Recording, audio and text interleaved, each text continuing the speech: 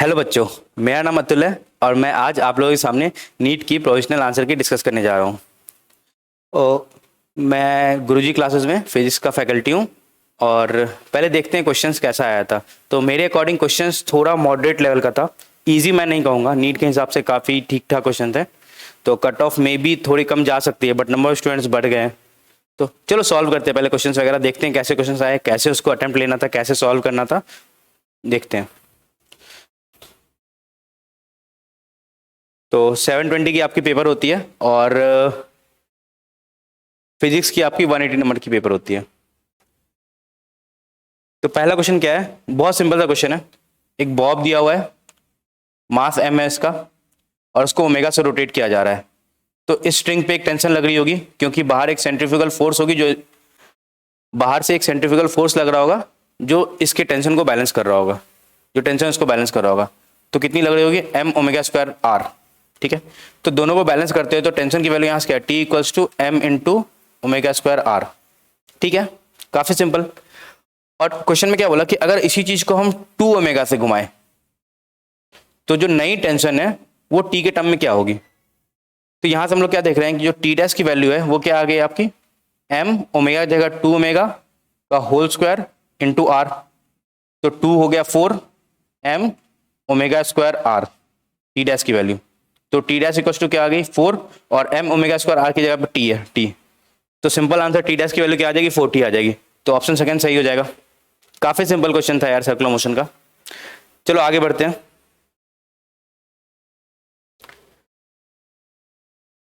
क्या क्वेश्चन है, particle is moving with uniform speed in circular path. ये question काफी अच्छा है, मतलब कंफ्यूजिंग है थोड़ा, बच्चे लोग काफी इसमें गलत किए होंगे जिनके कॉन्सेप्ट क्लियर नहीं होंगे, बट काफी इजी क्वेश्चन है। तो क्वेश्चन में क्या दिया हुआ है, particle moving in a uniform circular motion. एक पार्टिकल है वो यूनिफॉर्म सर्कुलर मोशन में मूव कर रहा है। ठीक है, अब बहुत बच्चे इसमें सोचेंगे अरे यार अब यूनिफॉर्म सर्कुलर मोशन है तो एक्सेलरेशन जो उसकी ओमेगा स्क्वायर r हो जाती है, जो एक कांस्टेंट टर्म है क्योंकि ओमेगा कांस्टेंट है, r कांस्टेंट है। बट यार एक्सेलरेशन एक वेक्टर क्वांटिटी है। वेक्टर कांस्टेंट कब होता है, जब उसकी मैग्नीट्यूड और डायरेक्शन दोनों कांस्टेंट रहे। तो अगर कोई पार्टिकल सर्कुलर मोशन में मूव कर रहा है तो उसकी एक्सेलरेशन हर जगह टुवर्ड्स रेडियस होगी। तो यहाँ पे इधर होगी, यहाँ पे इस साइड होगी, यहाँ पे इस साइड होगी और यहाँ पे इस साइड होगी। तो एक्सेलरेशन हर जगह क्या हो रहा है, चेंज हो रहा है। तो ये दोनों, ये ऑप्शन तो ऐसे ही घट गया। कांस्टेंट वेलोसिटी, वेलोसिटी तो हर जगह चेंज हो रहा है, तो ये भी गलत हो गया।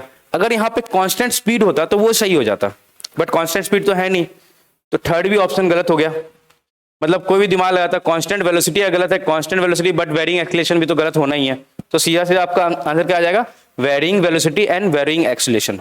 मतलब वेलोसिटी भी वेरी करिए क्योंकि हर जगह मैग्नीट्यूड दोनों की सेम है, बट हर जगह क्या हो रहा है, वेलोसिटी का डायरेक्शन चेंज हो रहा है और आपकी एक्सेलरेशन का भी डायरेक्शन चेंज हो रहा है। ठीक है, चलो नेक्स्ट क्वेश्चन पे आते हैं। नेक्स्ट क्वेश्चन यार लॉजिक गेट का है और भी बहुत ज्यादा सिंपल क्वेश्चन पूछा है लॉजिक गेट का। ठीक है, तो आप यहां पे देख रहे हो कि जो भी चीज आ रही है, अगर b की वैल्यू 0 है तो जो आउटपुट आ रही है 1 आ रही है, b की वैल्यू 1 है तो आउटपुट 0 आ रही है। तो b की वैल्यू 0 है, आउटपुट क्या आ रही है, 1 आ रही है। और b की वैल्यू 1 है तो आउटपुट क्या आ रही है, 0 आ रही है। तो a पे तो कोई डिपेंडेंसी नहीं है, b अगर 0 है तो आउटपुट 1 आ रही है, b 1 है तो आउटपुट 0 आ रही है। तो सीधा सीधा आंसर b डैश नहीं दिख रहा है, b को डैश कर दिया ऊपर, सिंपल। तो b डैश हो जाएगा आपका, कौन सा ऑप्शन हो गया, थर्ड ऑप्शन। सिंपल है ये चीज। चलो नेक्स्ट क्वेश्चन पे आते हैं। ये तो ईएमआई की बहुत सिंपल सी क्वेश्चन है आपकी। ठीक है, इसका बहुत सारा मेथड आप लोगों की कोचिंग में पढ़ाया गया होगा या यहाँ पे बच्चों को पढ़ाया गया। तो क्या मेथड है इसका बनाने का, देखो मैं दोनों मेथड से बताता हूँ। ठीक है, तो अगर देखो नॉर्थ से साउथ है तो मैग्नेटिक फील्ड लाइंस कैसी होगी, ऐसे करके होगी। ये बात समझ में आ रही है। पार्टिकल अगर दूर जा रहा है, जो ये आपकी मैग्नेट है वो दूर जा रही है, दूर जाने के कारण क्या हो रहा है, समझो बात को, कि ये जो मैग्नेटिक फील्ड लाइंस की जो डायरेक्शन है वो ऐसी है, तो अंदर की तरफ मैग्नेटिक फील्ड लाइंस क्या हो रही है, घट रही है। पार्टिकल दूर जा रहा है तो अंदर की तरफ जो मैग्नेटिक फील्ड लाइंस है वो घट रही है। तो करंट ऐसे डायरेक्शन में दौड़ेगा, लेंस लॉ था, जिस डायरेक्शन में मतलब मैग्नेटिक फील्ड वेरी हो रहा है आपकी। तो मैग्नेटिक फील्ड इस तरफ अंदर की तरफ जाने की तरफ कम पड़ रही है, तो करंट को उसको बढ़ाना है तो करंट किस डायरेक्शन में दौड़ेगा, इस डायरेक्शन में दौड़ेगा। तो इस डायरेक्शन में दौड़ने के लिए क्या होगा, ए से निकलेगा इधर जाएगा, इधर जाएगा, मतलब ए से निकल के पीछे तो ऐसे जाएगा, ऐसे जाएगा, ऐसे जाएगा, ऐसे जाएगा। तो ए से बी की तरफ जा रहा है, तो ए से बी कौन सा ऑप्शन है, ये है, ये है। ठीक है, पहला समझ में आ गया। दूसरे केस में क्या हो रही है कि मैग्नेटिक फील्ड लाइंस तो इधर से ऐसे करके आ रही है, वेलोसिटी इधर है, तो मैग्नेटिक फील्ड ऐसे आ रही है, तो इस साइड जैसे ही जा रही है तो क्या हो रहा है कि इस साइड जो आने वाली मैग्नेटिक फील्ड लाइंस है उसकी मैग्नीट्यूड बढ़ रही है आपकी। तो आप देखो डायरेक्शन क्या करेगा, उसको घटाने के लिए इधर इस डायरेक्शन में दौड़ेगा करंट, तो इस डायरेक्शन में करंट दौड़ने के लिए क्या हो जाएगा आपका, इसमें ऐसे इसमें ऐसे इसमें ऐसे इसमें ऐसे इसमें ऐसे, तो डी से करंट निकल रहा है और सी की तरफ जा रहा है, तो डी से सी ये हो गया, तो ऑप्शन 1 सही हो गया। अब बहुत लोग को इस तरह की समझ में आती है। दूसरा इसका तरीका देखते हैं। दूसरा तरीका क्या है कि देखो जो अपनी मतलब मैग्नेटिक फील्ड लाइंस जो होती है ना, वो समझो क्या होती है कि अगर मैग्नेट दूर जाता है तो इनको ऐसे मन करता है कि भाई दूर मत जाओ, तुम कांस्टेंट रहो। इसको क्या है, मैग्नेटिक फील्ड लाइंस के चेंज से प्रॉब्लम है, ठीक है। तो अगर ये दूर जा रही है, तो दूर जाने के कारण क्या हो रहा है, मैग्नेटिक फील्ड लाइंस जो है वो क्या हो रही है, डिस्टर्ब हो रही है। तो ये क्या चाहेगा, इसको पास बुलाना चाहेगा, ठीक है। तो पास बुलाने के लिए इधर नॉर्थ, तो पास बुलाने के लिए क्या हो जाएगा, इधर साउथ हो जाएगा। और ये यहां पास आ रही है तो इसको दूर भगाने के लिए क्या हो जाएगा, इधर साउथ आ जाएगी। समझ में आया बात। तो जो फ्लक्स है मतलब मैग्नेटिक फील्ड लाइन के चेंज से प्रॉब्लम है। तो चेंज कब हो रहा है, अगर तुम मैग्नेट को इधर लेके जा रहे हो तो मैग्नेटिक फील्ड लाइन चेंज हो रहा है, तो ये ऐसे करंट दोहराएगा ताकि ये चेंज ना हो। तो ये क्या करेगा, इसको अट्रैक्ट करेगा। अट्रैक्ट करने के लिए यहाँ पे साउथ पोल बनाना पड़ेगा, क्योंकि नॉर्थ साउथ में आपका अट्रैक्शन होता है। और यहाँ इसके पास जा रही है, तो पास जाने के कारण क्या हो गया कि यहाँ पे एक साउथ पोल बनाएगा ताकि ये इसको रिपेल कर पाए। क्लियर है। अब यहाँ पे साउथ है तो इस साइड नॉर्थ होगा, और यहाँ पे साउथ है तो इस साइड नॉर्थ होगा। अब मैग्नेटिक फील्ड लाइंस कैसे होनी चाहिए, नॉर्थ से निकलनी चाहिए, तो डायरेक्शन बनाएंगे राइट हैंड थंब रूल से। तो ऐसे करके मूव करें मैग्नेटिक फील्ड लाइंस, तो सीधा सीधा दिख रहा है कि भाई डी से सी की तरफ जाएगा। इसमें क्या होगा, मैग्नेटिक फील्ड लाइंस ऐसे करके बनेगी तो क्या होगा, ए से बी की तरफ जाएगा। तो ये ऑप्शन आपका सही हो गया। तो दोनों तरीके आपको समझ में आई, किसी तरीके से कर सकते हो। मेरे हिसाब से सेकेंड वाला मेथड काफी ईजी है इस टाइप के क्वेश्चन में, ठीक है। चलो आगे बढ़ते हैं।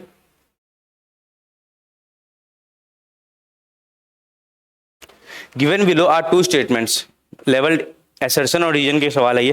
Potential at any axial point at x equals to 2 metre from the centre of the dipole movement p। चलो आपको सारी वैल्यू दी हुई है कि अगर आपका एक डायपोल है और इसका एक्सियल पोजीशन, एक्सियल मतलब ये पोजीशन या ये पोजीशन हो गया, 2 मीटर डिस्टेंस, मतलब या तो इधर 2 मीटर हो गया या इधर 2 मीटर डिस्टेंस पे आ गया। तो बोल रहा है ये कि आपका डायपोल के कारण मैग्नेटिक, ओके ठीक है। तो पोटेंशियल क्या होता है आपकी, सीधा फॉर्मूला पता है आपको, क्या होता है, k p cos theta upon r square.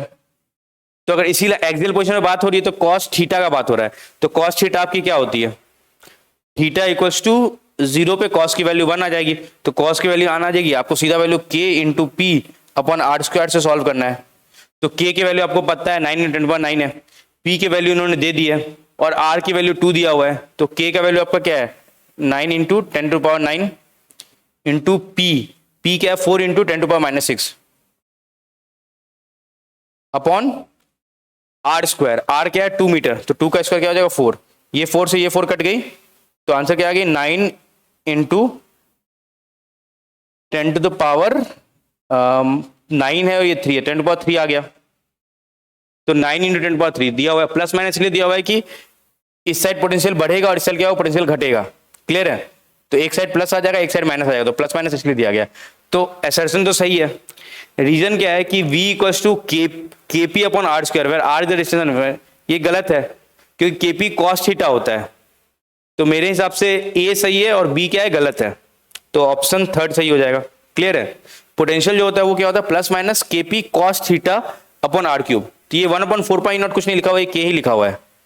तो कॉस थीटा का टर्म नहीं दिया हुआ है, तो ये गलत हो गया। क्लियर है। क्योंकि कॉस थीटा पहले से कैसे हटा दिया यार, कॉस थीटा पहले रखेगा, उसका वैल्यू पुट करेंगे तब ना हटेगा। तो ये रीजन आपकी गलत हो गई। क्लियर है। चलो आगे बढ़ते हैं। एनसीईआरटी से सीधा सवाल उठा के डाल दिया है, देखो। तो क्या सवाल है यार, मुझे पता है सब्सिस्टिबिलिटी की जो वैल्यू होती है डायमैग्नेटिक की, ये आपको रटनी पड़ेगी यार। मतलब एक बार तुम देखते डेटा देखते तुमको आराम से समझ में आता है कि किसकी क्या वैल्यू होती है। तो डायमैग्नेटिक की वैल्यू होती है क्या, 0 से लेके -1 तक। तो 0 से -1 आपकी कहाँ पे है, 0 से -1 ये आपकी डायमैग्नेटिक हो गई। तो 1 का 2, तो ये ऑप्शन सही है और ये ऑप्शन सही हो सकता है। सेकंड क्या, फेरोमैग्नेटिक का 1 से बड़ा होता है। तो 2 का थर्ड यहाँ है, यहाँ 2 का 1 है, तो ये गलत हो गया। तो ऑप्शन ए सीधा सीधा सही दिख रहा है। बाकी भी चेक कर लो। सी पैरामैग्नेटिक की क्या आती है, 0 से ई तक आती है, तो 0 से ई तक यहाँ चला गया, तो ये भी सही हो गया थर्ड का फोर्थ। और डी का 1 बचा, नॉन मैग्नेटिक की x = 0 होती है, तो ये भी सही हो गया। तो ऑप्शन 1 आपका क्या हो जाएगा, सीधा सीधा सही हो जाएगा। क्लियर है? चलो नेक्स्ट क्वेश्चन पे आते हैं हम लोग। अब ये क्वेश्चन ठीक ठाक क्वेश्चन था, ये मैं बोलूंगा थोड़ा ठीक ठाक क्वेश्चन था, क्योंकि इसमें दो टॉपिक मिक्स्ड है। एक तो आप मतलब सिंपल है, एक आपका रोटेशन मतलब कंपाउंड पेंडुलम का टाइम पीरियड आपको पता होना चाहिए, और दूसरा आपको मतलब सारा ये जो फॉर्मूला ये आपको याद रहना पड़ेगा। ठीक है, तो टाइम पीरियड जो होता है वो क्या होता है आपका 2π√L/g होता है सिंपल पेंडुलम का। कंपाउंड पेंडुलम का क्या होता है I/टॉर्क होता था। ठीक है, तो टॉर्क जो होता है आपका मैग्नेटिक मोमेंट में m×b आता था। क्लियर है? तो यहां पे टाइम पीरियड क्या हो जाएगा सीधा सीधा आपको 2π√I/m×b। सिंपल। ये फॉर्मूला आपको पता होगा यार, मतलब एसएसएम के टाइम पे पढ़ाया जाता है कंपाउंड पेंडुलम का टाइम पीरियड। तो क्या आता है 2π√I/टॉर्क आता है, तो टॉर्क = m×b आपका मैग्नेटिक फील्ड में आता है। क्लियर है? तो आगे देखते हैं, यहाँ पे तो सारा सॉल्व है। अच्छा, ये क्वेश्चन में क्या दिया है कि magnetic needle perform 20 complete oscillation in 5 second. तो 5 सेकंड में 20 कर रहा है, तो एक ऑसिलेशन कितना टाइम में कर रहा है, वही टाइम पीरियड हो जाएगा। तो 20 आपकी 5 में कर रहा है, तो 1 कितनी में करेगा 5/20, तो 1/4 इसका क्या आ गया टाइम पीरियड आ गया। तो टाइम पीरियड का वैल्यू 1/4 पुट करो, 2π आई का वैल्यू क्वेश्चन में आपको दिया हुआ है, कहाँ दिया, ये दिया, आई का वैल्यू ये दिया हुआ है आपका, पुट करो, और बी का वैल्यू आपको निकालना है। तो सारा वैल्यू पुट करके एक बार सॉल्व कर लो इसको। तो यहाँ पे सॉल्व किया हुआ ही है, तो आपकी जो वैल्यू आती है वो 1280 π² × 10⁻⁵ आती है। ठीक है, तो यहाँ पे आप देखोगे कि x × 10⁻⁵ है, तो आंसर क्या हो जाएगा 1280 × 10 मतलब π²। क्लियर है? चलो आगे बढ़ते हैं। अच्छा, यहाँ पे पेज खाली छूट गई। क्लियर है? ये तो यार ट्रांसफार्मर का बहुत इजी क्वेश्चन था। ठीक है, एसी जो पढ़े थे, एसी के लास्ट में ट्रांसफार्मर आता है, इसका काफी इजी क्वेश्चन था ये। चलो कैसे सॉल्व करते हैं इसको। आपको पता है कि ये फॉर्मूला सबको पता ही होता है, VS/VP जो होता है आपका आता है क्या इनवर्सली मतलब डायरेक्टली प्रोपोर्शनल होता है NS/NP। तो आपका NP/NS का वैल्यू 1/2 दिया हुआ, तो NS/NP क्या हो जाएगा 2/1, 2/1 आ गया। तो आपका क्वेश्चन में क्या पूछा है कि VS/VP पूछा, तो आंसर 2:1 हो जाएगा, तो आंसर क्या हो जाएगा सेकंड। सिंपल है। चलो आगे बढ़ते हैं।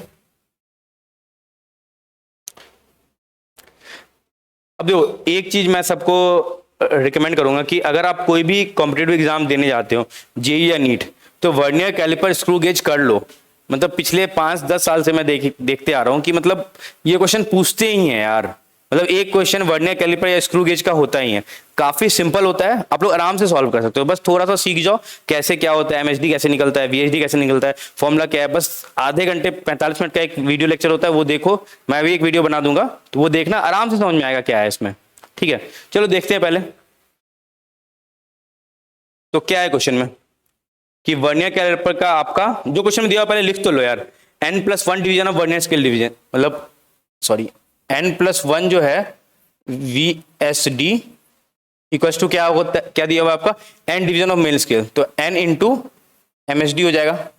ये महेंद्र सिंह धोनी नहीं है, ठीक है, MSD है। तो यहां तक आपका क्लियर हो गया। और क्या दिया आपका वर्नियर कांस्टेंट निकालना है, तो वर्नियर कांस्टेंट जो होता है वो आता है आपका MSD माइनस VSD। क्लियर है? दो इक्वेशन दो वेरिएबल, सॉल्व कर लो यार। MSD का वैल्यू 0.1 mm दिया हुआ है, इसको वैल्यू पुट करो, आंसर आपका सीधा आ जाएगा। तो चलो सॉल्व कर लेते हैं। तो यहाँ वैसे सॉल्व किया हुआ ही है।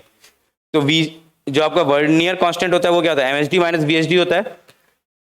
तो और दिया हुआ है क्या n+1 VSD equals to n into MSD दिया हुआ है, तो VSD equals to n upon n+1 into MSD आ जाएगा। सिंपल, दो इक्वेशन दो वेरिएबल है, तो 1 और 2 से क्या किए हम लोग VSD का वैल्यू यहाँ निकाले और यहाँ पे पुट कर दिए, MSD minus n upon n+1 into MSD किए, तो MSD कॉमन निकाले 1 माइनस n अपॉन n+1, तो n+1 यहाँ रखे तो MSD अपॉन n+1 आ गया सीधा सीधा। और MSD आपकी क्या दी हो 0.1 mm, उसको सॉल्व किए तो 1/100 इंटू n+1 आ गया सीधा सीधा। क्लियर है? तो कौन सा ऑप्शन दिख रहा है आपको?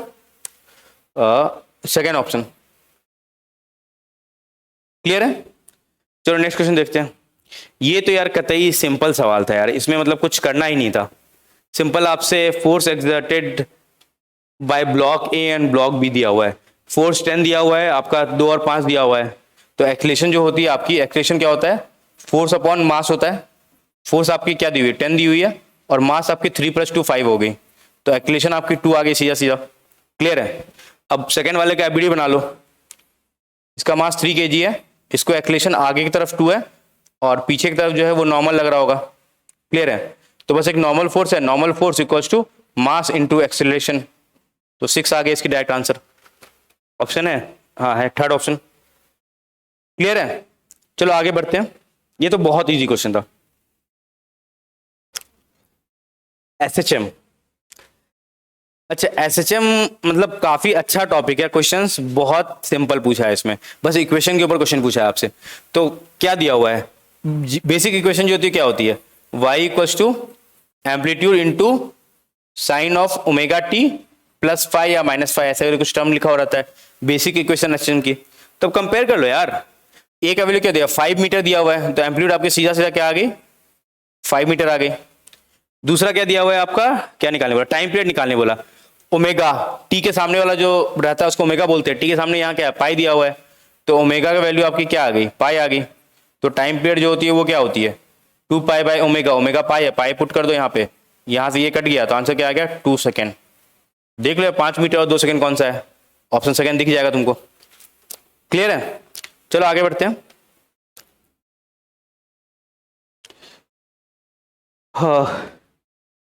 करंट इलेक्ट्रिसिटी, अच्छा इन दोनों टर्मिनल के बीच का पोटेंशियल डिफरेंस पूछा है ना, तो पहले तो करंट निकाल दो, V equals to I R होता है, V आपकी 10 है, I इंटू आर, ये सीरीज में 4 + 1 क्या होगी 5 हो गई, तो I इक्वल्स टू 2 एम्पियर आ गई। सिंपल है, कोई दिक्कत नहीं। तो किरचॉफ लॉ लगा दो यार, यहाँ स्टार्ट करते हैं, यहाँ का पोटेंशियल 0 मान लो, करंट यहाँ से जा रहा है तो इसको प्लस लेंगे, इसको माइनस लेंगे, ये बैटरी यहाँ माइनस होगी, यहाँ प्लस होगी, तो यहाँ स्टार्ट किया तो क्या बाद वाला सिंबल लेते हैं माइनस, माइनस आई आर, आई का वैल्यू कितना है आपका 2 × R1, तो -2 × R1। क्लियर है। यहां से यहां का ड्रॉप जो है वो 2 वोल्ट का आएगा, और यहां से यहां गेन क्या आएगा प्लस 10 वोल्ट का आ जाएगा, तो 10 - 2 क्या हो गया 8 volt.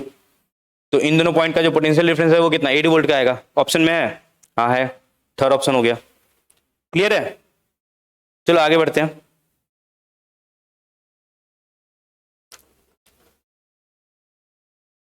Atoms are electrically neutral as they consist equal number of positive and negative charge। ये तो यार सिंपल केमिस्ट्री में आप लोग 8, 9 से पढ़ते आ रहे हो कि जो एटम होता है वो एक न्यूट्रल होता है, क्योंकि उसमें नंबर ऑफ प्रोटॉन जितने होते हैं उतनी नंबर ऑफ इलेक्ट्रॉन होते हैं, तो ऑब्वियसली ये न्यूट्रल रहेगा।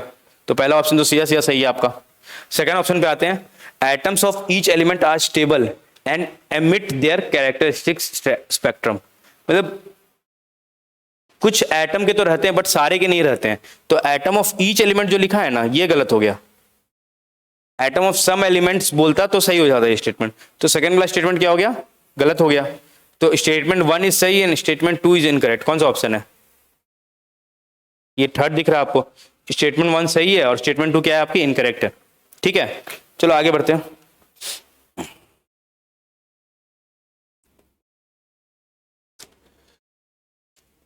ये तो यार सिंपल मॉडर्न फिजिक्स की क्वेश्चन है, energy of photon is equals to h nu, बहुत बार पढ़े यार, एच म्यू ही तो होती है, एच इंटू फ्रीक्वेंसी,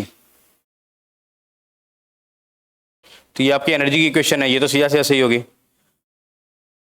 और the velocity of the photon is c, तो यार फोटोन जो होता है वो लाइट का ही पार्टिकल होता है, तो लाइट की स्पीड से ही चलेगा, तो आपकी फोटोन की जो स्पीड है वो क्या है सी हो गई। The momentum of the photon is p mu upon c, momentum तो हम लोग पढ़े तो क्या होता है h/λ होता है, ये होता है ना मोमेंटम, तो v इक्वल्स टू, अच्छा c/μ जो होता है आपका क्या होता है लैम्डा का वैल्यू आ जाता है, तो लैम्डा इक्वल्स टू क्या हो जाता है आपका c/μ, तो यहाँ पे वैल्यू आप पुट कर दो, लैम्डा की जगह पे c/μ यहाँ आ जाएगा, तो मोमेंटम का सही हो जाएगा, ऑप्शन थर्ड भी सही हो जाएगा आपका। ठीक है, चौथे में आते हैं, in a photo electron collision both the total energy and total momentum are conserved. तो फोटो इलेक्ट्रॉन का जब कोलिजन होता है ना, तो इसमें क्या होता है आपका इलास्टिक कोलिजन होता है, तो इलास्टिक कोलिजन में बेसिक चीज क्या है आपका मोमेंटम हम लोग कंजर्व करते हैं और टोटल एनर्जी क्या करते हैं कंजर्व करते हैं। ठीक है, तो ऑप्शन फोर्थ भी आपकी सही हो गई। ऑप्शन फिफ्थ क्या है, फोटोन पोजेसेस पॉजिटिव चार्ज।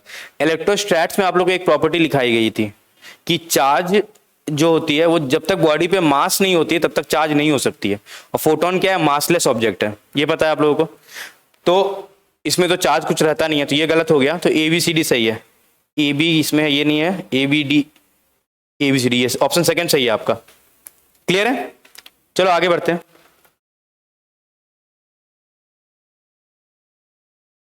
ये तो यार कतई इजी सवाल है यार।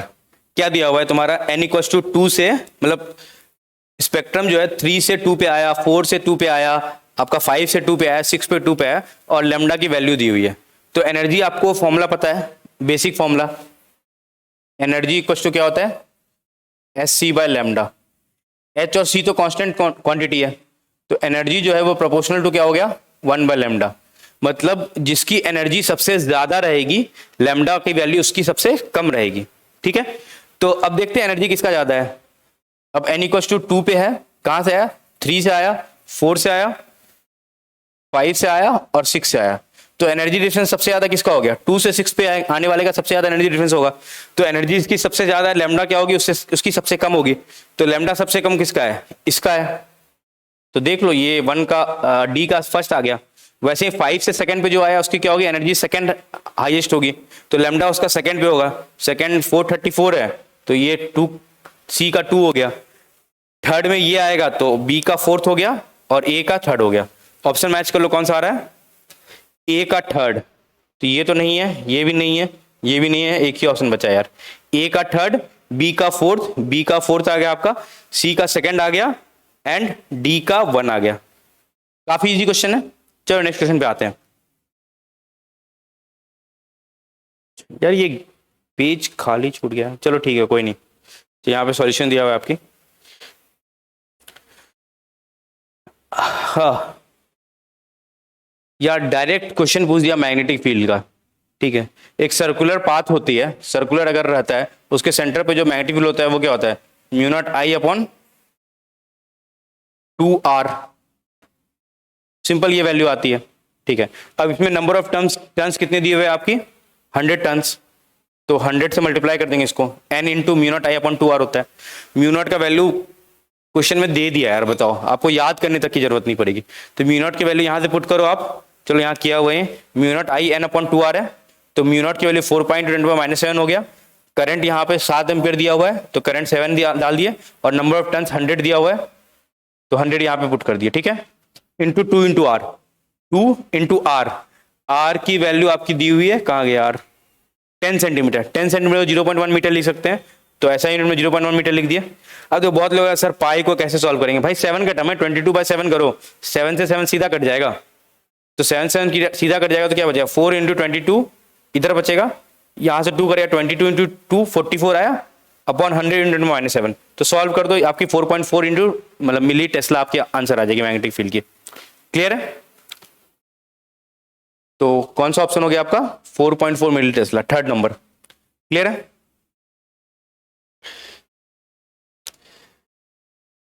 ये आपकी लॉजिक गेट की क्वेश्चन है। चलो मैं ट्रूथ टेबल से इस क्वेश्चन को बनाता हूं। ठीक है, ट्रूथ टेबल से बनाने गया तो ट्रूथ टेबल में कैसे होता है, ए बी और यहां पे क्या होता है आउटपुट। क्लियर है, तो पहले मैं क्या किया, इनपुट क्या किया, 0 किया ए में और बी में 0 किया, तो 0 इनपुट किया तो क्या हुआ, यहां पे भी 0 हो गया, यहां पे भी 0 हो गया। 0 0 का ये कौन सा गेट है, नंड गेट है, नंड गेट का 0 0 क्या देता है, 1 देता है, तो 0 0 का मैंने क्या लिख दिया, 1 लिख दिया। यहाँ पे भी 0 है तो यहाँ पे भी 0, यहाँ पे भी 0 आ गया, तो 0 0 का यहाँ क्या है, नॉर गेट है, नॉर गेट 0 0 क्या देगा, 1 दे देगा, तो यहाँ भी 1, और 1 1 का फिर से नॉर गेट है, तो 1 1 का नॉर गेट क्या आ जाएगा आपका, 0 आ जाएगा, तो 0 0 का 0 आ गया आपका आंसर। क्लियर है, वैसे ही बाकी सबका ट्राई करेंगे हम लोग। मान लो ए को 0 पुट किए, बी को 1 पुट किए, ठीक है, तो ए को 0 और बी को 1, ए को 0 और बी को 1, यहाँ 0 0 हो गया, यहाँ क्या 1 1 आ गया, तो 0 0 पे जो आपकी नंड गेट है, तो नंड गेट क्या होता है 0 0 पे, अभी तो निकाले थे यार, 0 0 पे 1 आती है इसकी। क्लियर है, और नॉर गेट की 1 1 पे क्या आती है आपकी, नॉर गेट है और का उल्टा, तो 0 आ जाएगी, 1 0। 10 का आपका जो नॉर गेट है उसका 0 ही आएगा, तो 0 1 का 0 हो गया। फिर 10 का सिमिलरली निकालेंगे, तो यहाँ पे 1 पुट करेंगे और यहाँ पे क्या रखेंगे, 0 रखेंगे। तो ये 1 1 का आपका नंड गेट का क्या दे देगा, 0 दे देगा, और 0 0 आपका नॉर गेट क्या दे देगा, 1 दे देगा। 0 1 पे फिर से नॉर गेट आपका क्या दे देगा, 0 ही देगा आउटपुट। क्लियर है। फिर 1 1 पुट किए, सबका 0 आएगा क्या, 1 1 पुट किए तो क्या यहाँ 1 है, यहाँ 1 है, दोनों में डिस्ट्रीब्यूट हुआ। 1 1 का आपका नंड गेट जो है वो देगा आपका 0, और नॉर गेट भी क्या देगा 1 1 का 0। क्लियर है। और 0 0 का नॉन गेट क्या दे देगा आपका, सीधा आंसर 1। तो ये आपका एंड गेट दिख रहा है सीधा सीधा, तो ऑप्शन डी हो जाएगा। क्लियर है। काफी सिंपल क्वेश्चन है, ट्रूथ टेबल बनाओ, सॉल्व करो आराम से। क्लियर है। चलो नेक्स्ट क्वेश्चन पे देखते हैं।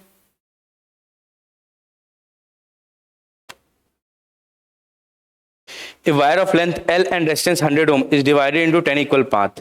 ठीक है, तो रेजिस्टेंस R है, रेजिस्टेंस क्या होता है, रो L बाई ए, रो और ए जो है कांस्टेंट है, तो R जो है वो डायरेक्टली प्रोपोर्शनल क्या हो गया, लेंथ के हो गया।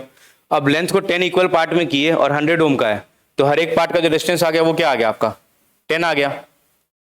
R डैश बोल देते हैं। R 100 है, उसको 10 पार्ट में डिवाइड किए, तो एक पार्ट का रेजिस्टेंस कितना हुआ, लेंथ के प्रोपोर्शनल है, तो मतलब R बाई 10, तो 100 बाई 10 क्या हो गया, 10। तो R डैश का वैल्यू 10 आ गया। और उसके बाद क्या बोला है, the first 5 is connected in series. पहला 5 को मैंने सीरीज में ऐड कर दिया, 1 2 3 4 5, 10 10 10 10 10। The combination are again connected in series, the resist, अच्छा पहले 5 को सीरीज में किया while the next 5 in parallel, और दोनों को फिर सीरीज में कनेक्ट किया, मतलब यहां पे कर दिया। तो नेक्स्ट 5 क्या है, 1 2 3 4 5। क्लियर है। तो ये सब भी 10 10 है,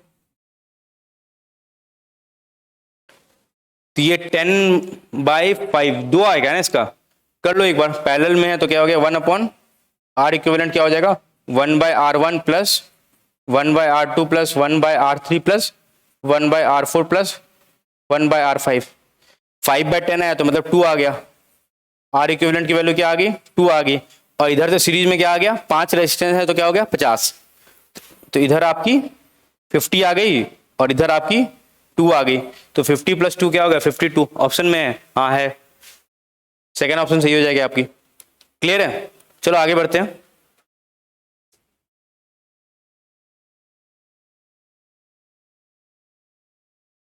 ये क्वेश्चन देखते हैं।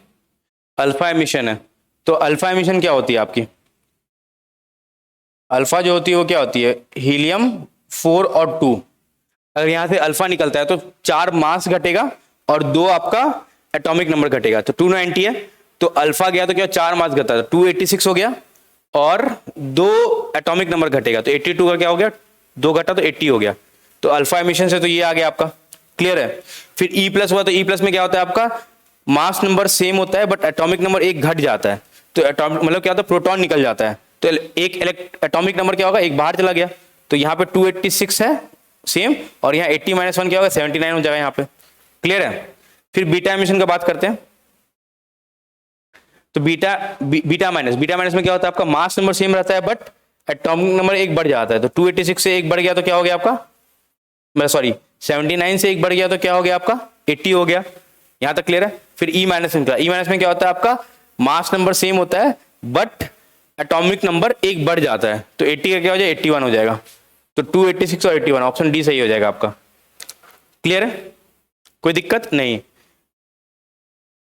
सिंपल है। चलो क्वेश्चन नंबर 20 देखते हैं।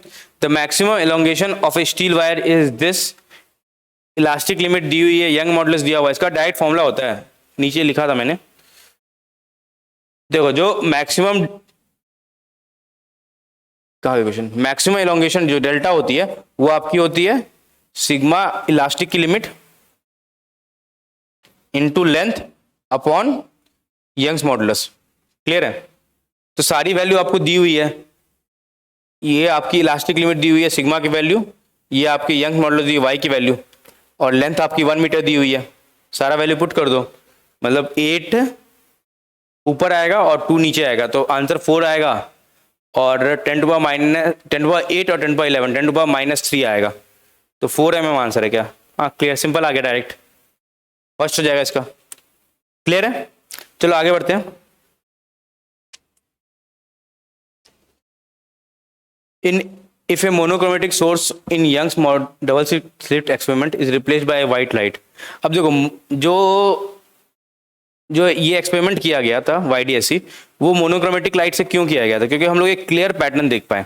अब व्हाइट लाइट इंट्रोड्यूस होने से क्या होता है, समझो बात को। जो आपकी फ्रिंज विच होती है बीटा, बीटा क्या होती है? Lambda into capital D by small D. Clear है? Lambda into capital D by small D. अब जो कैपिटल डी और स्मॉल डी तो चेंज नहीं हो रहा है, बट लैम्डा जो है वो अलग अलग कलर की अलग अलग होती है। क्लियर है? तो मतलब फ्रिंज के बीच का डिस्टेंस है वो अलग अलग कलर का अलग अलग आएगा। तो मान लो यहाँ पे सेंट्रल ब्राइट फ्रिंज के लिए तो पार्ट डिफरेंस 0 आ गया, तो वहां पे तो सारी व्हाइट लाइट बनेगी। बट जैसे जैसे तुम ऊपर जाते जाओगे तो तुम्हारे साथ क्या होगा कि हर एक की बीटा की वैल्यू अलग होगी। मान लो रेड पहले आ गया, देख लेते पहले क्या आता है। स्कैटरिंग जो होता है वो डायरेक्टली टू 1 बाय लैम्डा होता है। क्लियर है? तो सबसे ज्यादा स्कैटर्ड कौन करता है? ब्लू करता है। तो ब्लू की लैम्डा की वैल्यू क्या होगी? सबसे कम होगी। तो सबसे कम लैम्डा होगी तो सबसे पहले क्या आ जाएगा आपका? सॉरी, वॉयलेट, विवग्योर होता है ना। तो सबसे पहला जो आपको कलर दिखेगा क्या? वॉयलेट दिखेगा। फिर उसके थोड़ा देर के बाद इंडिगो दिखता है, फिर ब्लू दिख जाएगा, फिर वहां पे आपका ग्रीन दिख जाएगा, फिर येलो दिख जाएगा, फिर ऑरेंज दिख जाएगा, फिर रेड दिख जाएगा। तो ये आपका रेनबो बन जाएगा आराम से यहाँ पे। तो चलो ऑप्शन चेक करते हैं। इंटरफेरेंस पैटर्न विल डिसअपीयर, गलत बात है यार। There will be a central dark fringe, नहीं, क्योंकि सेंटर पे क्या होगा? पार्ट डिफरेंस सबका 0 आएगा। तो पार्ट डिफरेंस जैसे 0 आया तो क्या होगा? पूरा व्हाइट लाइट वहां बनने वाला है। तो यहाँ पे क्या हो गया? ये भी गलत हो गया। There will be a central bright white fringe, ये सही लग रहा है। सेंट्रल ब्राइट व्हाइट फ्रिंज, जो पीच वाला व्हाइट बनेगा वो सेंट्रल एक ब्राइट बनेगा, क्योंकि उसमें सब जगह पाथ जो है वो डिफरेंस वो 0 आया। Surrounded by few coloured fringe, obviously अलग अलग कलर दिखेंगे तो surrounded by few other fringe ही दिखेगा। तो ऑप्शन थर्ड आपका क्या है? सही है। क्लियर है? आगे क्वेश्चन देखते हैं। भाई साहब कुछ ज्यादा इजी पूछ दिया ये तो, कहां चला गया? डिस्प्लेसमेंट दिया हुआ है, फोर्स दिया हुआ है 5 न्यूटन और पावर पूछा है। तो आप लोगों को फॉर्मूला याद होगा, पावर इक्वल्स टू क्या होता है? F.V होता है। क्लियर है? तो आपका डिस्प्लेसमेंट दिया मतलब x इक्वल्स टू क्या दिया हुआ है? 2t - 1। इसको डिफरेंशिएट किएंगे तो dx/dt, ये क्या देगा आपको? वेलोसिटी। और इसको डिफरेंशिएट किया क्या? 2 आ गया। तो वेलोसिटी का वैल्यू 2 आ गया आपका, और फोर्स आपका कितना दिया हुआ है यहाँ पे? 5 न्यूटन। तो 5 आ गया ये, तो 5 × 10, 10 आ गया पावर आपका। तो ऑप्शन ए सही हो गया सीधा सीधा। क्लियर है? चलो नेक्स्ट क्वेश्चन देखते हैं। Consider the following statement A and B and identify the correct answer. For a solar cell, IV characteristics lies in the 4th quadrant. तो सोलर सेल में जो IV कैरेक्टरिस्टिक होता है वो कहता है ऐसा बनता है कुछ। क्लियर है? तो 4th क्वाड्रेंट में लाई कर रहा है, तो सही बात है। सेकंड क्या है? In a reverse bias PN junction diode the current is in micro ampere. Current तो माइक्रो एम्पियर में है, सही बात है। Is due to majority charge carrier, अच्छा ये बात गलत है यहाँ पे। ये जो मेजोरिटी वर्ड कर दिया ना यहाँ पे, ये चीज को गलत कर दिया। यहाँ पे क्या होना चाहिए? Minority.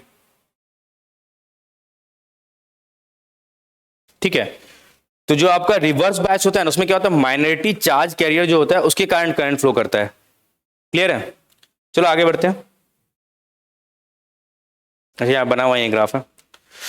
2 bodies A and B of same mass undergoes complete inelastic one-dimensional collision.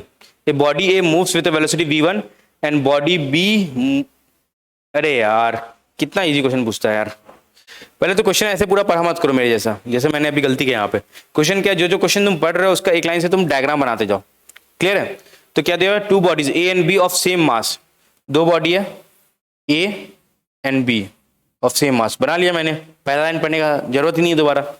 उसके बाद क्या है? Undergoes complete inelastic collision. Inelastic collision का मतलब क्या होता है? E = 0, मतलब चिपक के ऑब्जेक्ट चलने लग जाता है जब E होता है तो। क्लियर है? मैक्सिमम हीट काइनेटिक एनर्जी का लॉस होता है इसमें। तो 2 bodies A and B of same mass undergoes complete inelastic 1D collision. ठीक है? The body A moves with velocity v1, ये v1 से मूव कर रही है, बॉडी भी रेस्ट है, ये क्या है, इसका जो वेलोसिटी है वो क्या है, रेस्ट पे है, क्लियर है। उसके बाद क्या है, the velocity of the system after collision is v2, मतलब ये दोनों जब चिपक गए, यहाँ m1 प्लस m2, अच्छा सेम मास है क्या, सेम मास है, तो ये मास क्या हो जाएगा 2m हो जाएगा, और ये जो वेलोसिटी है वो क्या हो जाएगा v2 से चलने लग गया। द रेशियो, अरे यार इतना सिंपल, मोमेंटम कंजर्व कर लो सीधा, इसका मास m है तो इनिशियल मोमेंटम क्या हो जाएगा m इंटू v1, इसका 0 है तो m इंटू 0 आएगा, फाइनल मोमेंटम क्या हो जाएगा 2m इंटू v2। तो आपसे v1 बाई v2 पूछा है, तो m से m कट गया आपका, v1 बाई v2 की वैल्यू क्या आ गई आपकी 2 आ गई, तो 2:1 देखो सेकंड ऑप्शन है। क्लियर है, काफी सिंपल क्वेश्चन था ये भी। चलो आगे बढ़ते हैं। अब क्या दिया है, a light enters through a right angle prism at a point P with an angle of 30 degree, यहां से 30 डिग्री पाया as shown in the figure. It travels through a prism parallel to the base, ठीक है,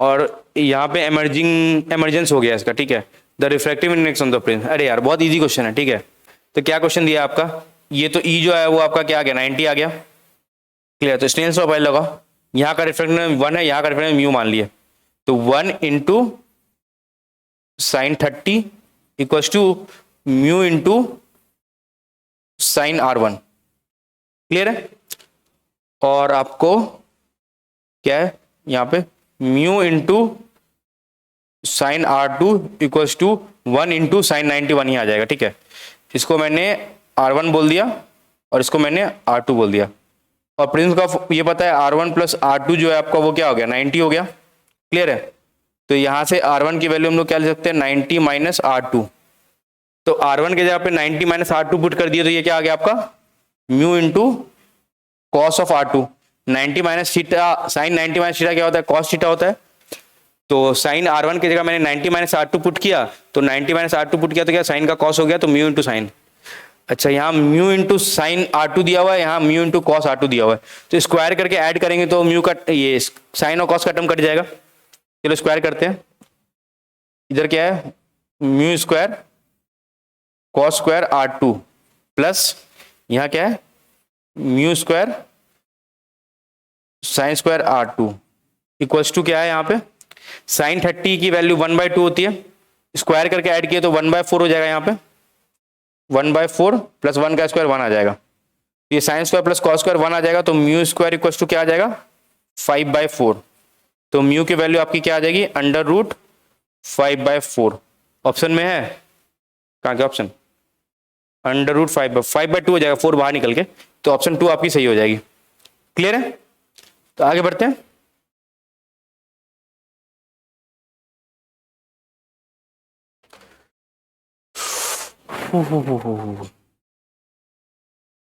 The graph of variation of 1/λ² and its kinetic energy, kinetic energy और 1/λ² का आपको graph चाहिए, ठीक है, तो जो लैम्डा होता है वो क्या होता है आपका, सॉरी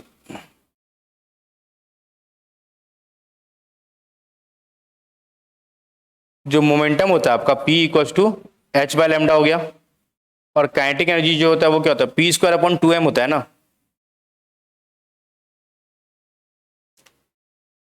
तो P की जगह पे h/λ पुट कर दो, तो काइनेटिक एनर्जी जो है वो क्या आ गई h²/λ² इंटू 2m, ये जो ऊपर का मसाला ये तो कांस्टेंट टर्म है, तो काइनेटिक एनर्जी जो है आपकी वो सम कांस्टेंट टाइम 1/λ² आ गई, ये आपकी y की टर्म है, ये आपकी x की टर्म है, तो equation y equals to m into x बन गया सीधा, तो इसका ग्राफ क्या होता है यही होता है, अच्छा ये y की टर्म है ये x की टर्म है, ठीक है, y equals to mx straight line ही बन रहा है, तो ऑप्शन आपकी 4th आ जाएगी, क्लियर है। चलो आगे बढ़ते हैं।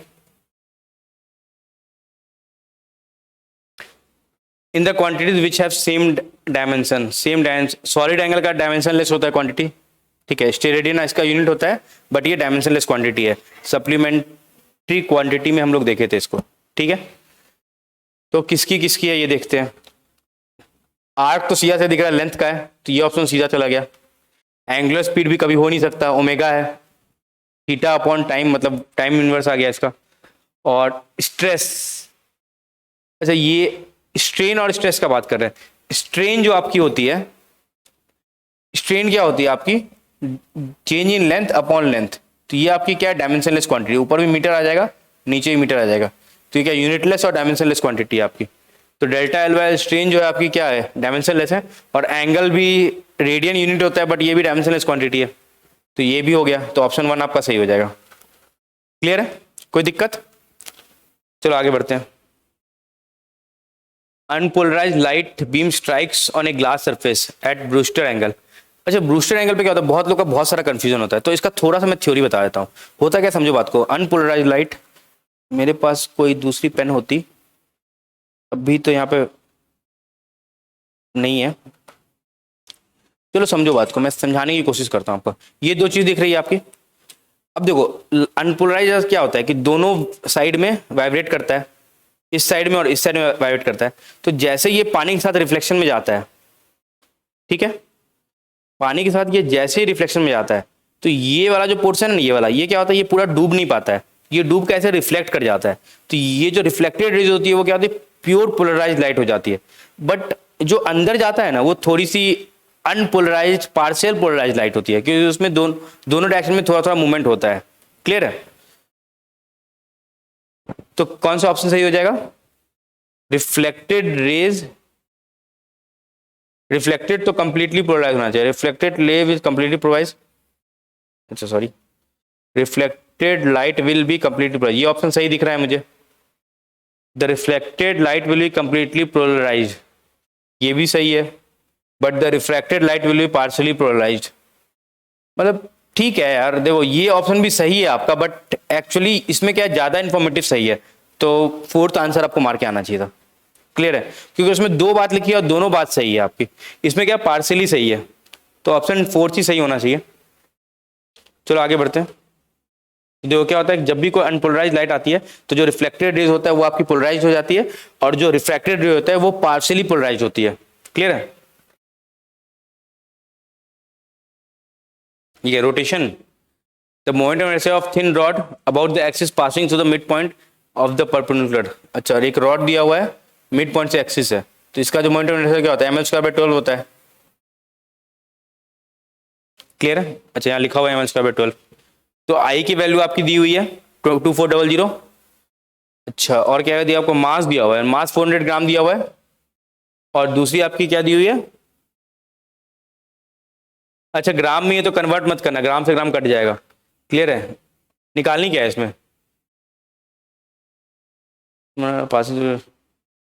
द लेंथ निकालना है, एल का वैल्यू निकालना है। तो यार सारा वैल्यू दे दिया, पुट कर दो, 2400 यहाँ दिया हुआ आई का वैल्यू, एम का वैल्यू 400 दिया हुआ है, 400 का इंटू L²/12, तो 400 और 24 कितने से कट गया, 66 हो गया, तो 12 × 6 72, तो L² का वैल्यू 72 आ गया। अब √72 का वैल्यू तो मुझे पता नहीं, मैं क्या करूंगा, तो सबको पता है 8 का स्क्वायर क्या होता है 64 होता है, और 9 का क्या होता है 81 होता है, तो इन दोनों के बीच में होगा, 8 और 9 के बीच में एक ही ऑप्शन दिख रहा है मुझे, 8.5, चुपचाप मार देना है, ज्यादा दिमाग नहीं लगाना है। क्लियर है? चलो आगे बढ़ते हैं। ये आपकी फ्लूइड से क्वेश्चन है, सरफेस टेंशन की, काफी सिंपल क्वेश्चन है। सरफेस टेंशन जो होता है क्या होता है, फोर्स अपॉन लेंथ होता है। क्लियर है? तो आपसे क्या क्या दिया हुआ है, सरफेस टेंशन रेडियस दिया हुआ है, तो रेडियस से आप लेंथ निकाल दोगे 2πr, और क्या दिया हुआ है आपको, सरफेस टेंशन दिया हुआ है, तो फोर्स बोल रहा है, तो फोर्स इक्वल टू क्या हो जाएगा, surface tension into length. Surface tension का वैल्यू क्या दिया हुआ है 0.07 इंटू लेंथ, लेंथ का वैल्यू 2πr, तो 2 इंटू 22/7 इंटू आर, आर की वैल्यू 4.5 सेंटीमीटर, 4.5 सेंटीमीटर मतलब 100 से डिवाइड होगा, यहाँ पे सॉल्व किया हुआ ही है, तो 0.01/100 लिख दिया, 2 इंटू पाई का वैल्यू 22/7 लिखा हुआ है, बट मैं 22/7 लूंगा क्योंकि 7 से 7 कट जाएगा, मेरे लिए ईजी पड़ेगा। ठीक है, उसका सॉल्व कर दिया तो 19.8 मिली न्यूटन आ गया। क्लियर है? तो आगे बढ़ते हैं।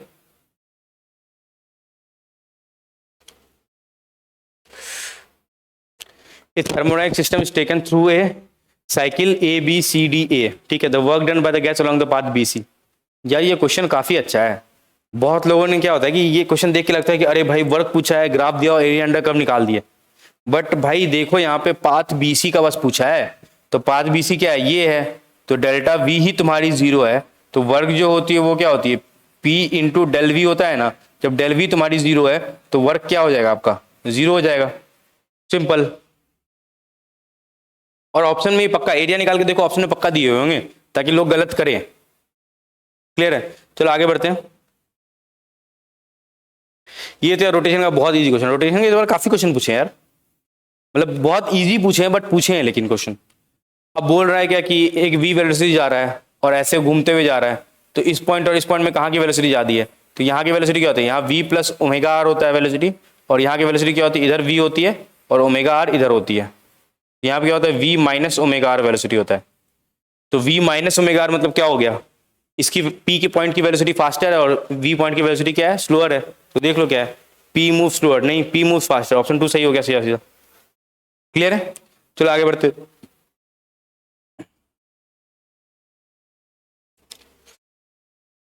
The mass of the planet is 1/10 of the earth and diameter is half।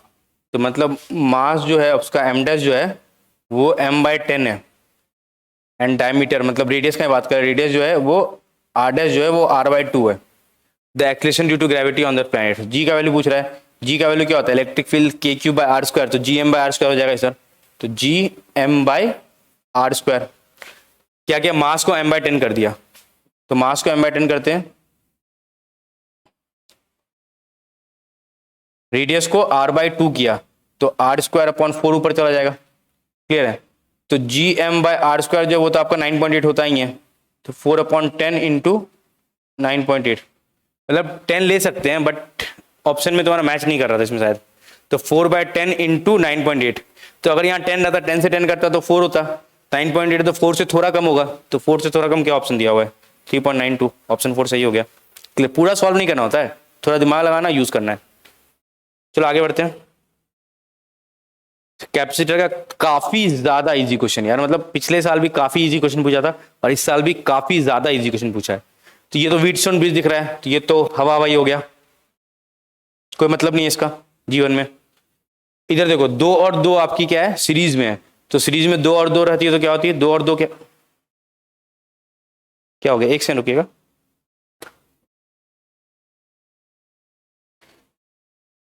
Okay, series में आपकी 2 और 2 रहती है तो क्या होती है, 1 हो जाती है, तो ऊपर में 2 और 2 क्या हो गया, यहाँ पे इक्विवेलेंट 1 आ गया, यहाँ पे इक्विवेलेंट 1 आ गया, 1 और 1 पैरेलल में है तो पैरेलल में 1 + 1 11 मत लिख देना मूवी की तरह, 1 और 1 2 होगा, ठीक है, तो आंसर क्या आ गया, 1 आ गया। चलो आगे बढ़ते हैं।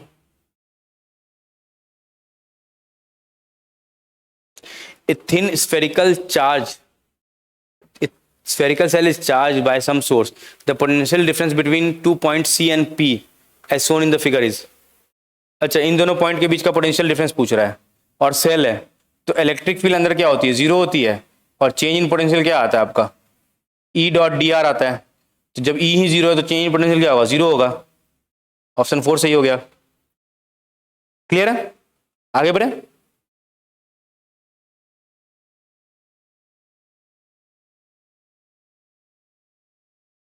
The velocity time plot of the motion of the body is shown below, तो वेलोसिटी टाइम दिया हुआ है और एक्सेलेरेशन का ग्राफ बनाना है, तो एक्सेलेरेशन जो होता है वो क्या होता है, वेलोसिटी टाइम ग्राफ का स्लोप होता है, स्लोप देख लो भाई, यहाँ पे स्लोप आपकी क्या है, 0 है, तो स्लोप 0 इसमें है, इसमें है, इसमें है और इसमें, 4 ऑप्शन में। यहाँ पे स्लोप पॉजिटिव है और कांस्टेंट है, तो पॉजिटिव और कांस्टेंट ये है आपका, ये भी गलत हो गया, ये नेगेटिव हो गया तो ये भी गलत हो गया, और इसमें कांस्टेंट नहीं है, वेरी कर रहा है हर टाइम पे, तो ये भी गलत हो गया आपका, एक ही ऑप्शन सही हो गया। बाकी यहाँ तक वेलोसिटी का 0 है तो यहाँ पे भी एक्सेलरेशन 0 है, यहाँ पे नेगेटिव स्लोप है तो नेगेटिव हो गया, तो ऑप्शन 3 आपका सही हो जाएगा। क्लियर है, आगे बढ़ते हैं।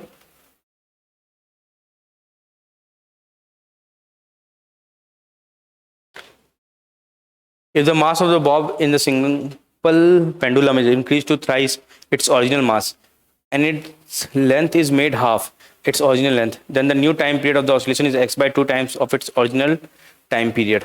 The value of x is, ठीक है, टाइम पीरियड जो होता है वो क्या होता है, 2π√L/g। तो टाइम पीरियड के क्वेश्चंस काफी पूछे यार, time period equals to 2 pi into L by G. तो लेंथ को आप क्या कियो, आधा कर दियो, तो लेंथ की जगह पे एल बाई 2 हो गया आपका।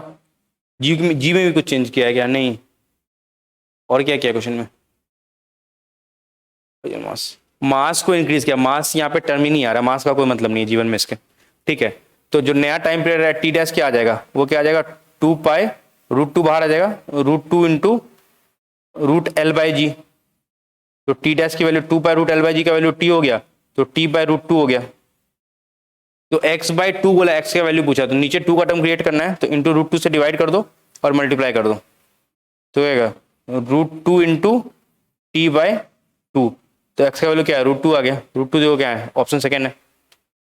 क्लियर है? आगे बढ़ते हैं।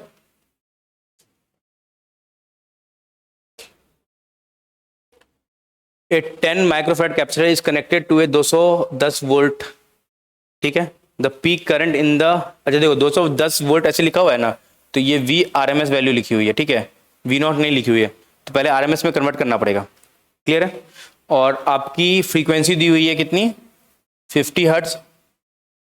तो आपकी जो ओमेगा होता है वो क्या होता है, 2 पाई इंटू फ्रीक्वेंसी होता है, तो 2 इंटू पाई इंटू फ्रीक्वेंसी क्या है 100, तो कितना हो गया आपका 200 पाई। क्लियर है? तो ओमेगा का वैल्यू 200 पाई आ गई आपकी, और जो XC होता है वो आपका क्या होता है 1 अपॉन ओमेगा C होता है, तो 1 अपॉन, चलो यहाँ सॉल्व किया होगा, XC का वैल्यू चलो यहीं पे सॉल्व कर देते, 1 अपॉन ओमेगा C होता है, ओमेगा का वैल्यू क्या है 10 माइक्रोफैराड, तो 10 इंटू 10⁻⁻⁶, तो 10⁻⁶ ऊपर कर दिए, into 200 pi.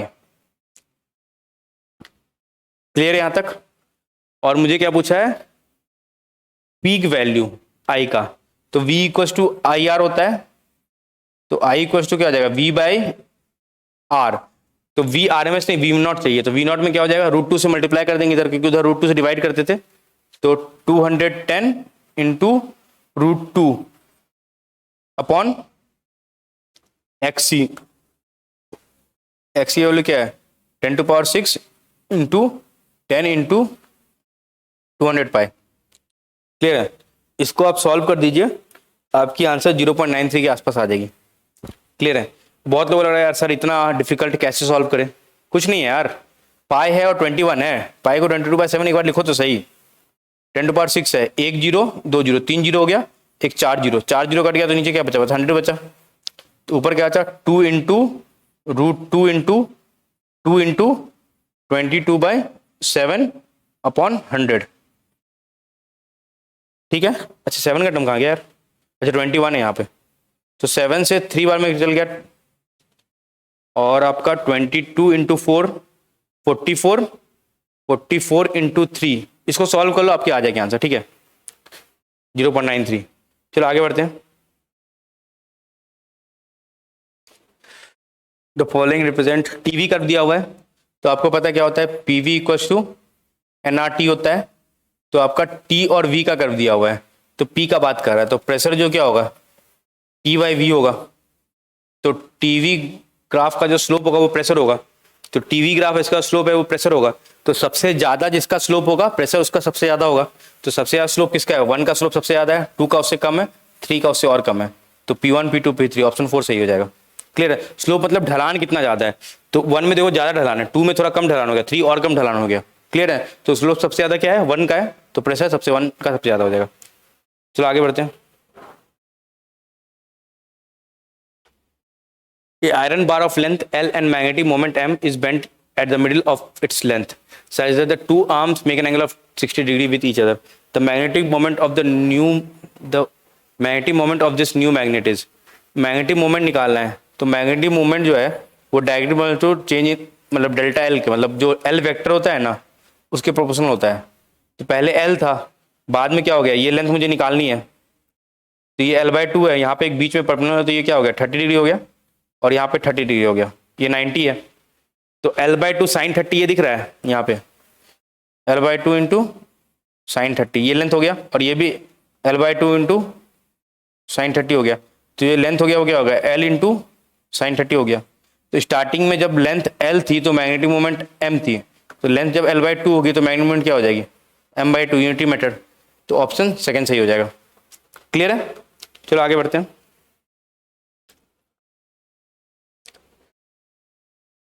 The minimum energy required to launch a satellite of mass m from the surface of the earth of mass m and radius, energy conservation है। इनिशियल एनर्जी क्या हो जाएगी, minus G M by R plus initial kinetic energy equals to final potential energy plus final kinetic energy. इसको solve करोगे तो answer क्या आ जाएगी, 5/6 into G M M by R. Clear, simple value लेके बस पुट करना है।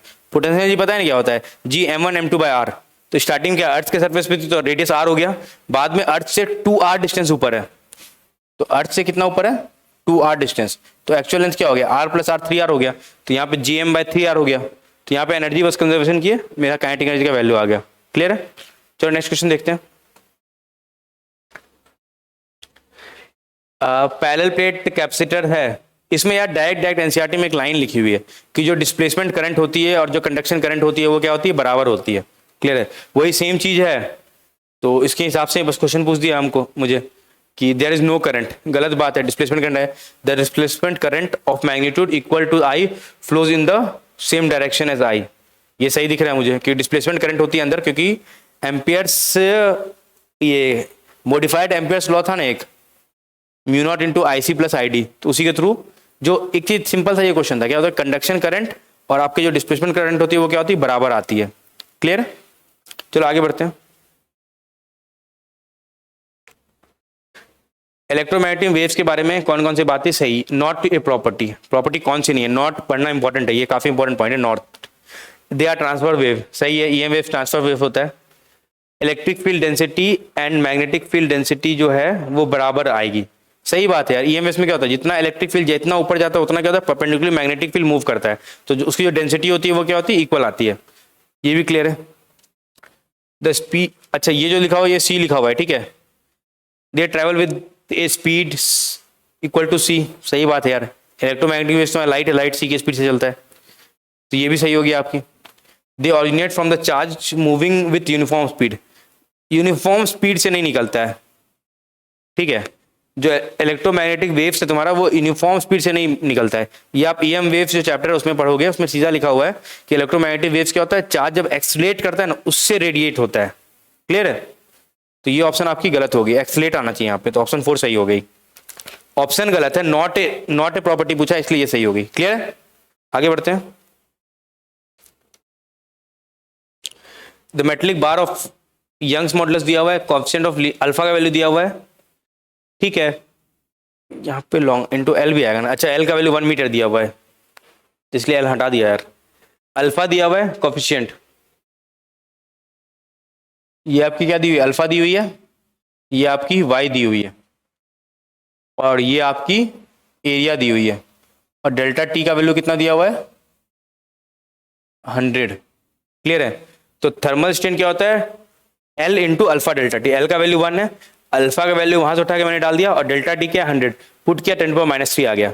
तो स्ट्रेस जो होता है वो क्या होता है, डेल्टा एल इंटू वाई, ठीक है, ये पढ़े ना हम लोग, F by L equals to Y into delta L by L, Hooke's law, sorry F by ए,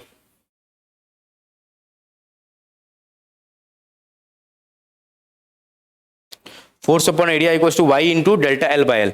तो फोर्स अपॉन एरिया जो तुम्हारा वो कंप्रेसिव स्ट्रेस है, तो ये क्या हो जाएगा तुम्हारा Young's modulus into delta L by L. तो यंग्स मॉडुलस की वैल्यू 10 ये दी हुई आपको क्वेश्चन में 0.5 इंटू 10⁻11 इंटू आपकी डेल्टा एल बाई एल की वैल्यू आप लोग 10⁻³ निकाले हो, तो सॉल्व कर दो, ये वैल्यू आ जाएगा आपकी 0.5 इंटू 10⁻8, ठीक है। अब कंप्रेसिव फोर्स बोला है, तो ये तुम्हारा स्ट्रेन निकल, सॉरी स्ट्रेस निकल गया, तो फोर्स अपॉन एरिया निकल गया, तो एरिया से मल्टीप्लाई कर देंगे तो फोर्स आ जाएगा। तो इसको हम लोग ने क्या किया, ये वैल्यू आई, इसको एरिया के 10⁻³ से मल्टीप्लाई कर दिया, तो 0.5 इंटू 10⁻5 आ गया मेरा आंसर। तो इसको सॉल्व किया 15 इंटू 10⁻³ आ गया, तो ऑप्शन कौन सा है, सेकंड सही हो गया आपका। क्लियर है, आगे बढ़ते हैं।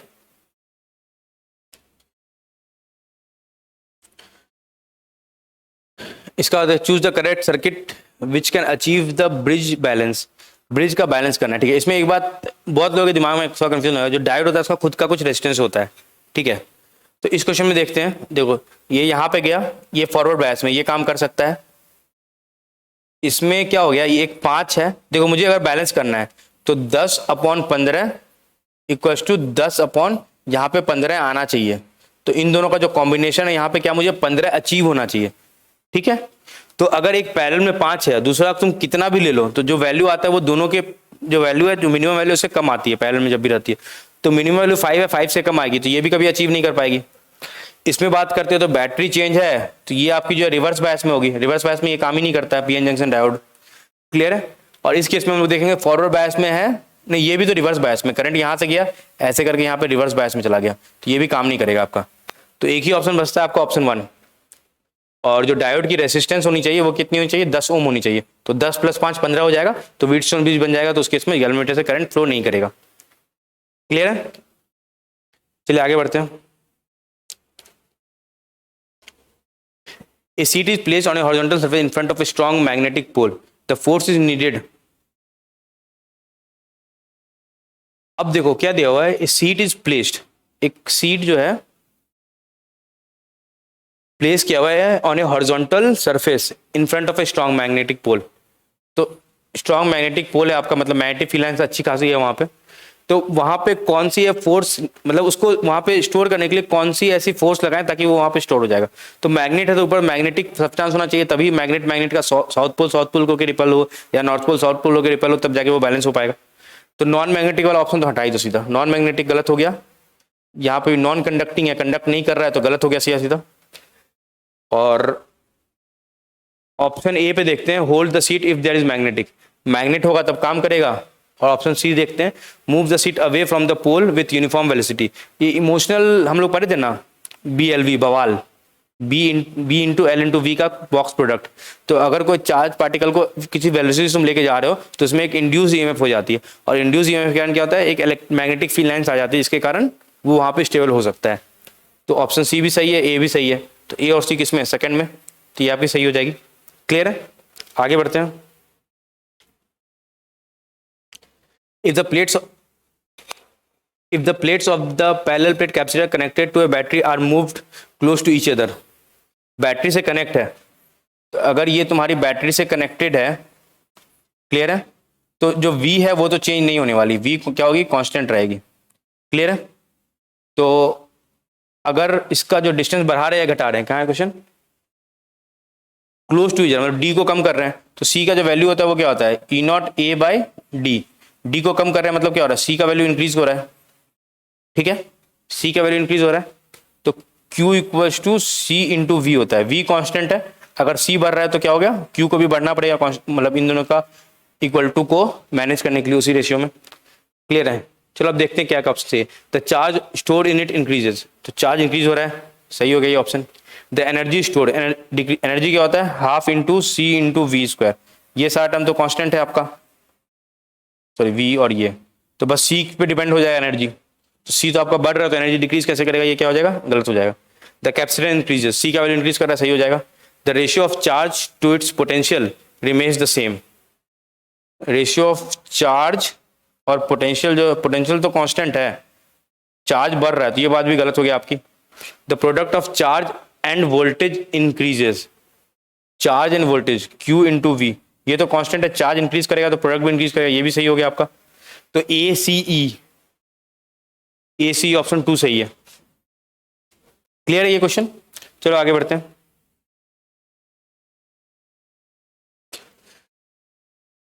Two heaters A and B have power rating 1 kilowatt and 2 kilowatt respectively. Those two are first connected in series and then in parallel to fixed power source. The ratio of power output of these two cases is, अच्छा, तो power consume क्या होता है, V square by R होता है, तो PA/PV equal to क्या हो जाएगा, RB/RA हो जाएगा, क्लियर है। तो यहाँ से RA equal to 2 into RB आ जाएगा। अब जब सीरीज में दोनों को लेंगे तो सीरीज में क्या हो जाएगा, R का वैल्यू एक 2R है एक R है, तो 2R प्लस R क्या हो, 3R हो जाएगा, तो 3R भी लिख दिया सीरीज में जब था। जब पैरेलल में था तो क्या हो गया, एक 2R है और एक 3R एक R है, तो मतलब एक, सॉरी, यहाँ पे 2R है और यहाँ पे क्या है, R है। इसको सॉल्व करेंगे तो क्या आएगा, 2R into R upon 2R plus R, तो 2R/3 आ गया इसका इक्विवेलेंट। तो यहाँ पे 2R/3 पुट कर दिए तो दोनों का रेशियो निकाल दिए तो क्या आ गया आपका 2:9 आ गया। क्लियर है? चलो नेक्स्ट क्वेश्चन पे आते हैं। स्मॉल टेलीस्कोप, फोकल लेंथ दिया हुआ है। अच्छा ये सिंपल क्वेश्चन होता है। फोकल लेंथ आपका 140 दिया हुआ है और focal length of objective, focal length आपका 140 है और फोकल लेंथ ऑफ आईपीस 5 है। तो आपका क्या पूछ रहा है? The magnification power. तो मैग्निफिकेशन पावर क्या होता है? Focal length of objective upon focal length of eyepiece. तो 140/5 करेंगे, आंसर 28 आ जाएगा। तो ये क्या हो जाएगा आपका? Second option. क्लियर है? लास्ट क्वेश्चन में आते हैं। अच्छा यूएनडी, फोर्स दिया हुआ है। तो फोर्स इक्वल टू क्या दिया हुआ आपका? Alpha into T square plus beta into T. Clear है? तो यहाँ से पहले अल्फा का डायमेंशन निकाल दो। अल्फा का डायमेंशन क्या आ जाएगा? फोर्स का ml t-2 है, तो यहाँ पे ml t-4 हो गया अल्फा, और बीटा का डायमेंशन क्या आ गया? m into L into t-3। ठीक है? तो अल्फा को t से मल्टीप्लाई करेंगे और बीटा से डिवाइड कर देंगे तो मेरा आंसर आ जाएगा। तो alpha into T upon beta जो है वो तुम्हारा डायमेंशन लेस हो जाएगा। सेकेंड दिख रहा है ना? सेकेंड। हो गया खत्म। चलो 50 क्वेश्चन की सीट थी। होप आपको ये वीडियो अच्छा लगा होगा। मैं आगे भी ऐसे वीडियो बनाते रहूँगा, चैप्टर पढ़ाऊँगा। और तब तक, और आपको अगर कोई डाउट है तो आप कमेंट सेक्शन में डाउट डाल सकते हैं। मैं बाद में कमेंट सेक्शन देख के उसके आपके डाउट है मैं सॉल्व करने की कोशिश करूँगा। ठीक है? चलो फिलहाल के लिए गुड नाइट। काफ़ी लेट नाइट हो गई है, अराउंड 9 बजे है बस। अच्छा ओके, चलो ठीक है। Have fun. कुछ डाउट हो आप कमेंट सेक्शन में पूछो। बाय बाय, शुभ रात्रि।